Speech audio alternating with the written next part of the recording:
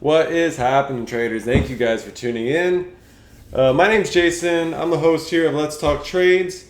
I have a podcast that's on Spotify, guys, so we're going to listen to that. I had a new episode come out recently. I'm starting a new series on YouTube where we're going to learn cryptocurrency. It's not going to be scripted. It's just going to be me talking. Bear with me, guys. I will make a lot of mistakes through this journey. I'm going to help us learn cryptocurrency. I want to get down to the utilities of cryptocurrency, what each cryptocurrency is used for, and how we can actually apply that in the world. Because a lot of these coins have no use behind them. They're just on the hype and the run up right now.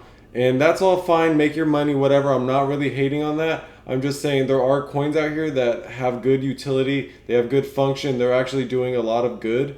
And I just want to discover those coins because those are the coins I believe that are going to power this crypto adoption that I think is going to come in the next decade. Now, it'll take a decade to do because it's going to take until the Gen Zers really become full adults and they're about in their 30s or their 40s until mass adoption comes. Once the boomers are completely out there, I'm sorry, that's not meant to offend anyone.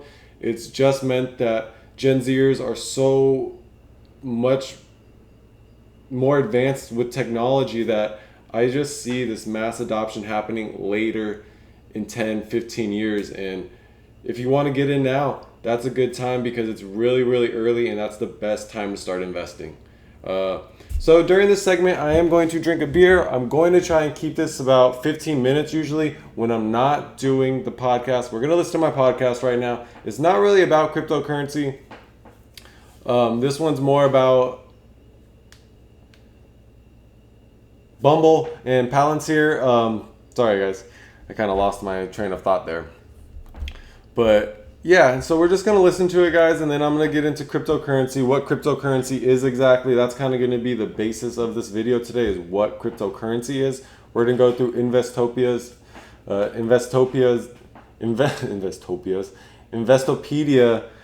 what their definition and what they say about cryptocurrency, because I'm going to stop saying this website's name.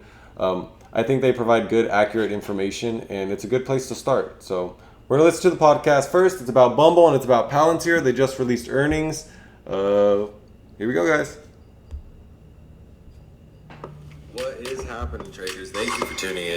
We're recording out of Los Angeles, California. This is Jason. And I'm Andrew.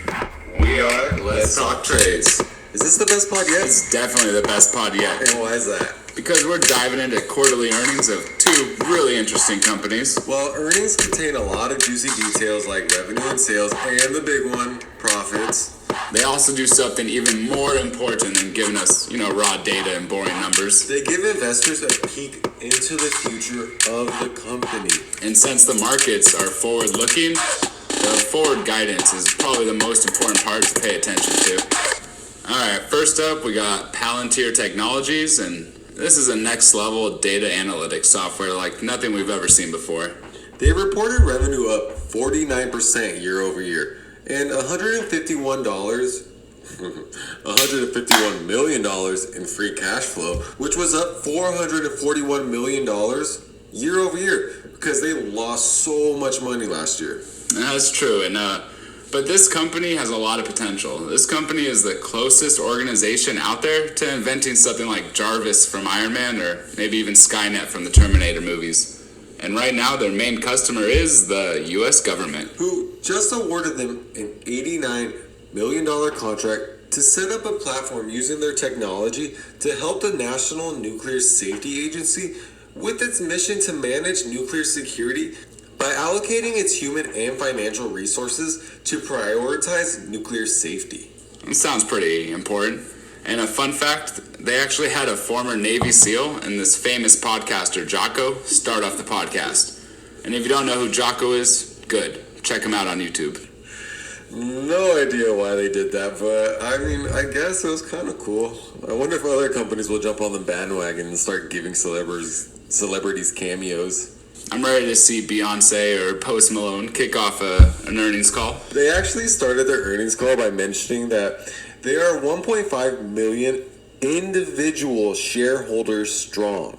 Ape strong together. I think they were just trying to highlight that they're not mainly owned by a hedge fund or one big investor. They're held by mainly retail investors. Which kind of makes sense. They were a popular stock on Wall Street Bets. Anyways, let's get back to Palantir being a cutting-edge artificial data company. While they don't sell Jarvis personal assistant robots yet, And I would definitely love a personal Jarvis system. they do sell a few different software platforms that enables their customers to integrate their data with its artificial intelligence software platform, which helps them get an analytical overview of the entire operation. It's kind of like a bird-eyes view. And like we said earlier, their main customer is the U.S. government, but other Western-aligned governments and companies use them as well.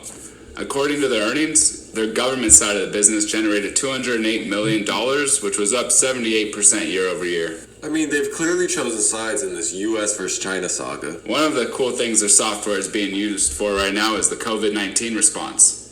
Palantir was instrumental helping the U.S. and U.K. government set up a system that tracks the manufacturing, distribution, and inventory level of the COVID-19 vaccines. They mentioned in their earnings they were considering adding Bitcoin to their balance sheet, which is interesting because Elon Musk just tweeted that Tesla will no longer be accepting Bitcoin, citing environmental concerns, which I'm pretty sure he already knew. So we'll have to wait and see what his endgame is here, and Palantir might be bluffing here, trying to get some good PR to boost the stock price after that 10-day losing streak. We'll have to see if they're telling the truth next quarterly report.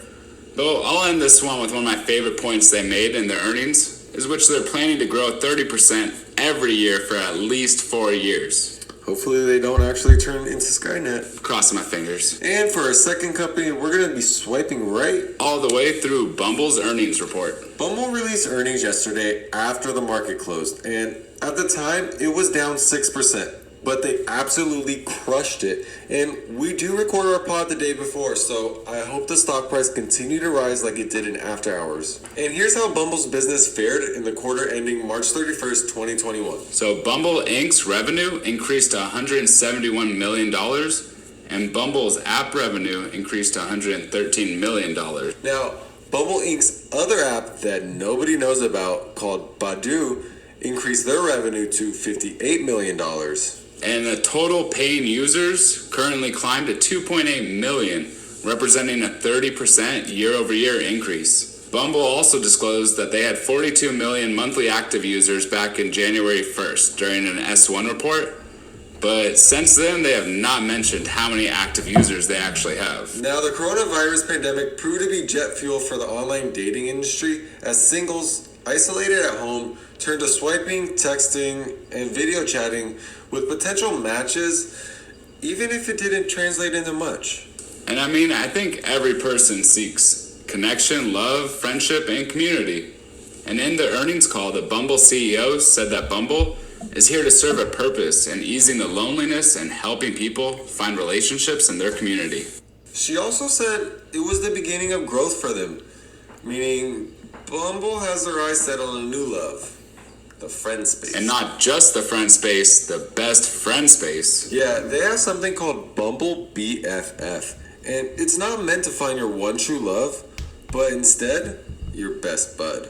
Best bud. Bumble believes that the friendship space is the next social growth horizon. And I mean, I kind of understand where they're coming from. The world did just experience a lockdown, and single people were subjected to staying at home alone for really long periods of time. And as humans, we are social animals, so they're just feeding off the people's loneliness here. I mean, it's not a bad thing. Hear me out. Facebook was something similar at first, connecting friends, but the problem arose of who was on the other side. For example, the show Catfish. A lot of episodes started on Facebook. But Bumble's attempting to solve that problem. They're being the identity verifier that ensures that the person on the other side of the screen is exactly who they say they are, which gives credit to the legitimacy of the friendship, because you can be assured you aren't getting catfished. Right. And people are lonely and looking for community and friendship through pretty much every stage of life.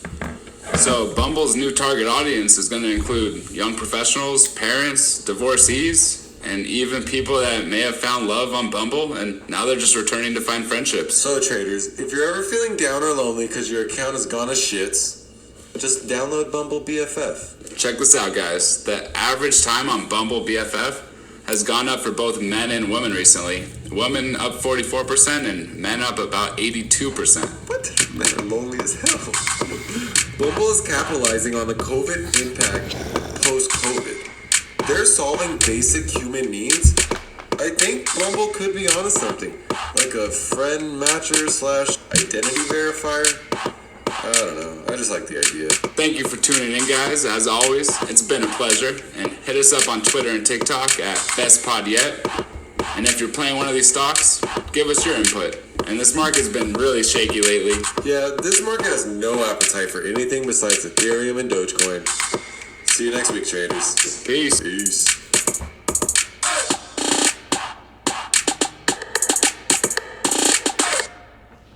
All right, guys. Thank you for listening. Anybody that stayed, if you guys skipped to this part, we're about to talk about cryptocurrency. Thank you for tuning in to Cryptocurrency Learning. That was our podcast. We're on Spotify. Let's Talk Trades podcast. We streamline digestible business news. We are very early in the podcast, so bear with us, guys. But thank you for anybody that's listening. I really appreciate that. And so now we're going to get into cryptocurrency. So on Investopedia, I just type in cryptocurrency and this is what it comes up with. This is where we're going to start because I want to learn the basics. I want to understand it. I'm literally going to read this to you guys. And so we're going to go over it. And yeah, this is going to be a completely learning experience. I'm going to start to go into coins. I'm going to start to go into the function of coins. But in order to understand that, I want to understand cryptocurrency. I'm going to explain a little bit about what blockchain does next episode. And this is where we're going to start, and this is how we're going to learn. We're going to grow, guys. We're all going to do it together. So bear with me if this is remedial for you, if this is too simple, and you're very much past this in your knowledge of cryptocurrency. Good for you. Maybe you can have some tips and pointers if I point anything out that's incorrect. Maybe you can help me, correct me. Maybe I can even have you come on and show us a few pointers. But here we go, guys. So what is cryptocurrency? A cryptocurrency is a digital or virtual currency that is secured by cryptography, which makes it nearly impossible to counterfeit or double spend. Many cryptocurrencies are decentralized networks based on blockchain technology, which we're going to go over next episode. It's a distributed ledger that's enforced by a disparate network of computers. A defining feature of cryptocurrency is that they are generally not issued by any central authority, rendering them theoretically immune to government interference or manipulation, meaning that banks don't hold them, and so there's nobody regulating them, there's no one tracking them. It's completely supposed to be decentralized. Now, it's no longer completely decentralized in my opinion, but we're going to get into all of this later on, much down the road, guys. So, key takeaways from cryptocurrency. A cryptocurrency is a form of digital assets, like we said, based on a network that is distributed across a large number of computers. Okay? It's decentralized, and its structure allows them to exist outside the control of governments and central authorities like the banks and the Fed. Now, the word cryptocurrency is derived from the encryption techniques which are used to secure the network.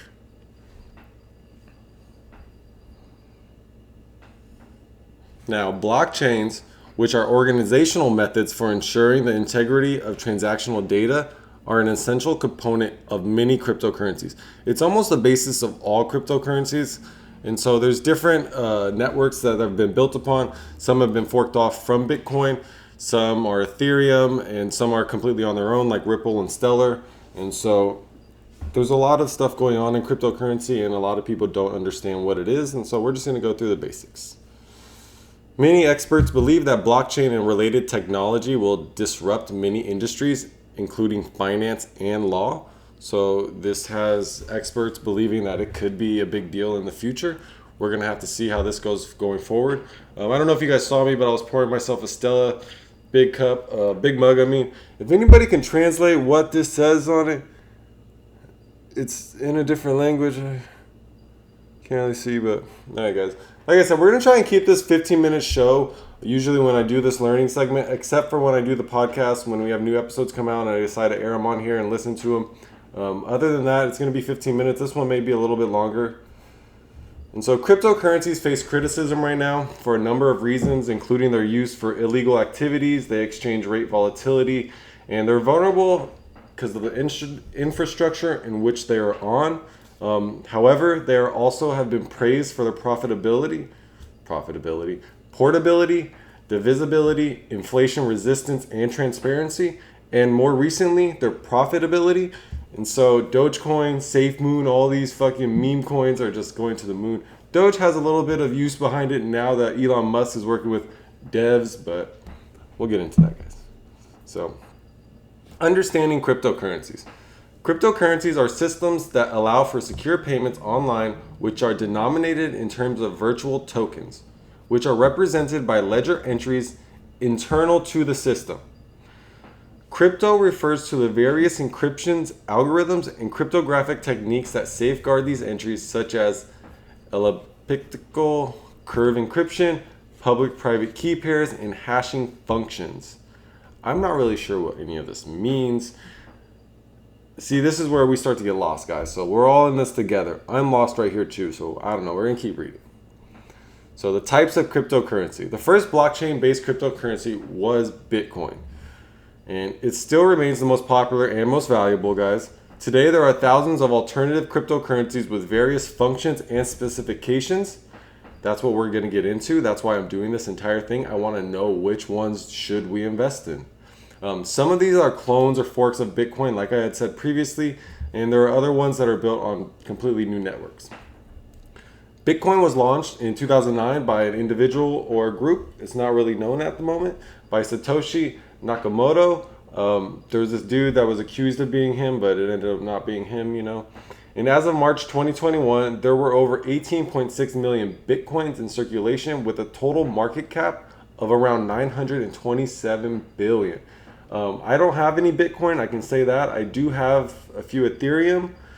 I have some XLM. I have some Dogecoin. And yeah, that's where it is. And so I'm looking to get into more. But I just wanted to let that be known that I am already exposed to cryptocurrency a little bit, but I want to know more. I want to learn more. I want to help people learn more too. So this is where we're at, guys. So check this out. We're getting to the end of this. It's almost coming. Some of the competing cryptocurrencies spawned by Bitcoin's success, known as altcoins. This includes Litecoin, Purecoin, Namecoin, and the big one, Ethereum. Now, Litecoin is pretty big too. Cardano and EOS are also big today. The aggregate value of all the cryptocurrencies in existence is roughly $1.5 trillion. And Bitcoin currently represents more than half, roughly 60% of the total value. So if you own Bitcoin back in the day, you're good. You're set right now. But Dogecoin too, honestly, Dogecoin has outperformed Bitcoin. So that is a really interesting fact. I don't know if you guys knew that, but... And so advantages and disadvantages of cryptocurrency. Now let's look at the advantages. It says cryptocurrencies hold the promise of making it easier to transfer funds directly between two parties without the need for a trusted third party like a bank or credit card company. So that's supposed to be one of the benefits of it, that you don't need them at all. And these transfers are instead secured by the use of public keys and private keys in different forms of incentive systems like proof of work or proof of stake. Now, these terms are very confusing terms. We'll get into those when we do blockchain. In modern cryptocurrency systems, a user's wallet, that's where all your coins are going to be stored, or account address, has a public key, with the private key is known only to the owner and is used to sign transactions. Now, if you guys lose this key, your shit's gone. There's no bank holding your stuff. So that is actually one of the problems with the wallet. I don't know if people will be able to get past that yet. They are coming out with password managers. I think that's going to be the future. It just requires cybersecurity, and there's other factors that have to be included into all that infrastructure. So we'll see where all that goes. And so the fund transfers are completely completed with minimal processing fees, and they allow users to avoid the steep fees charged by banks and financial institutions when you have to send money. Like if you send money across the world, from Mexico to Europe, or from the United States to Brazil, or something like that. It's very expensive, and so cryptocurrencies would limit those transaction fees. If you would do it through XLM and their blockchain, it costs like 0.0001 lumens or something like that, and lumen costs like 67 cents right now. So like, what? Yeah. Cryptocurrency got it on lock. It's just we need a mass adoption. And so the disadvantages, though, are their semi-anonymous nature of cryptocurrency transactions make them well suited for a host of illegal activities such as money laundering and tax evasion. Now, lots of bad hype have been coming out about the disadvantages and the illegal activities that cryptocurrencies had been involved in previously, and they still are involved in a lot of illegal activities, but they actually have good utility, function, and use behind them. Outside of that, they were just outlawed before and used by people that were creating them, and this is how they've gained traction and popularity, if you want my opinion on it. Now, however, cryptocurrency advocates often highly value their anonymity, citing benefits of privacy like protection for whistleblowers or activists living under repressive governments. Some cryptocurrencies are more private than others, obviously. Now, Bitcoin, for instance, is a relatively poor choice for conducting illegal business online, since the forensic analysis of Bitcoin blockchain has helped authorities arrest and prosecute criminals.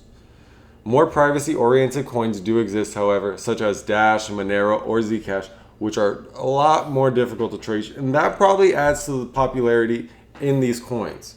And so if we make it down that rabbit hole, we could get to Dash, we could get to Monero, Zcash, we could all be there, and maybe we find out some sketchy stuff. I don't know, we're just in the first episode, guys. Let's see where this goes. So, special considerations here. The central to appeal and functionality of Bitcoin and other cryptocurrencies is blockchain technology. Remember, we're going to get into that next episode, guys. And so, where it starts at Bitcoin right here, where it starts at the blockchain technology with Bitcoin, this is where we're going to stop this episode. Thank you guys for tuning in. I hope you guys like my podcast. Remember, we're going to learn about cryptocurrencies on this, and basically we're going to go over the takeaways again through this video. It says a cryptocurrency is a form of a digital asset based on a network that is distributed across a large number of computers. It's untraceable, guys. It's supposed to be private. You keep it in a wallet, and there's no physical representation of it. It's just something that's there, and there's value to it based on how much people want to spend for it. And each coin has different functionality and functionality. We're going to find out what those are. Like I said, that is going to be the goal of this. Now, this is just the first episode, so guys, I need you to like, subscribe. I'm mumbling because I'm a little nervous here. Like I said, bear with me on the first episode. It's going to be a little choppy, but stay tuned. We're going to get better. We're going to dive into this, and we're going to find out the functionality and utilities of the best cryptocurrencies out there, which ones we need to invest in, guys. Thank you for tuning in to Let's Talk Trades. My name is Jason.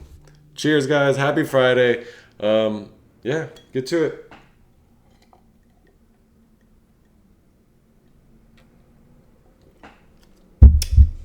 See you next week, guys. Oh.